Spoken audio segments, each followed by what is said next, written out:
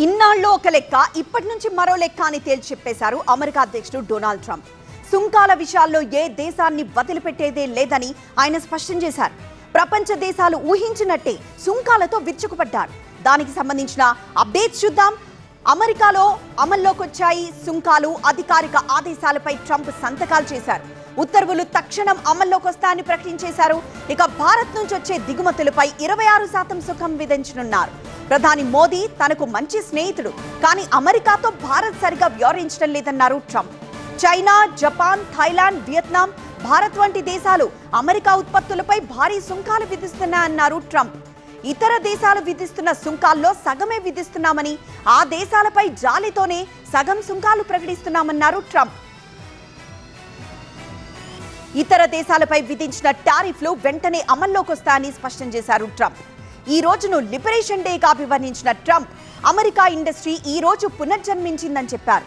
అమెరికాను చాలా ఏళ్లుగా మోసగాళ్లు ఉపయోగించుకున్నారని మండిపడ్డ ట్రంప్ ఇక అలా జరగదని స్పష్టం చేశారు. తమపై సుంకాలు విధించే దేశాలపై తాము కూడా తప్పకుండా సుంకాలు విధిస్తామని, అమెరికాకు ఈ రోజు నిజమైన ఆర్థిక స్వాతంత్రం వచ్చిందని చెప్పారు. ఈ కార్యక్రమానికి కేబినెట్ సభ్యులతో పాటు స్టీల్, ఆటో కార్మికుల్ని కూడా ఆహ్వానించారు ట్రంప్.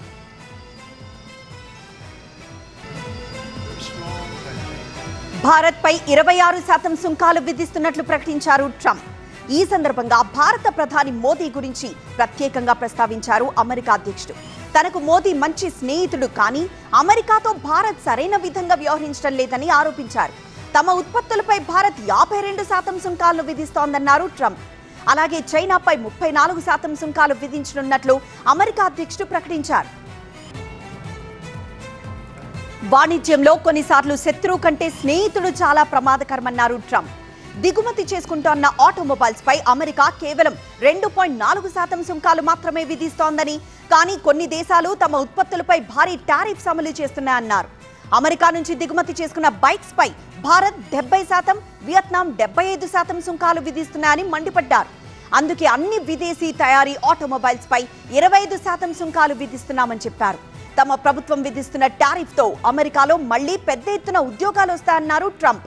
విదేశీ మార్కెట్లకు ద్వారం తెరుస్తామని, దాంతో అమెరికాలో పోటీతత్వం పెరిగి తక్కువ ధరల్లో వస్తువులు లభిస్తాయని చెప్పారు. పలు దేశాలపై ట్రంప్ విధించిన టారిఫ్లు ఎలా ఉన్నాయో ఒకసారి చూద్దాం.